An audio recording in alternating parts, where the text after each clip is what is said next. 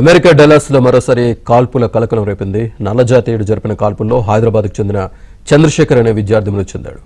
Dental సర్జన్లో PG చేసేందుకు వెళ్లేందుకు అమెరికాకు వెళ్లగా పార్ట్ టైంగా గ్యాస్ ఫిల్లింగ్ స్టేషన్లో పనిచేస్తున్నాడు. అయితే ఒక్కసారిగా నల్లజాతీయుడు తుపాకీతో కాల్పులకు తెగబడడంతో చంద్రశేఖర్ ప్రాణాలు కోల్పోయాడు.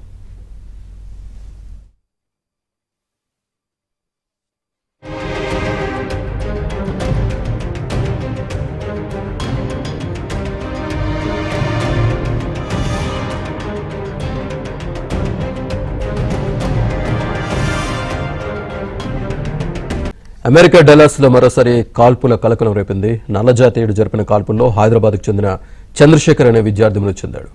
డెంటల్ సర్జన్లో పీజీ చేసేందుకు వెళ్లేందుకు అమెరికాకు వెళ్లగా పార్ట్ టైంగా గ్యాస్ ఫిల్లింగ్ స్టేషన్లో పనిచేస్తున్నాడు. అయితే ఒక్కసారిగా నల్లజాతీయుడు తుపాకీతో కాల్పులకు తెగబడడంతో చంద్రశేఖర్ ప్రాణాలు కోల్పోయాడు.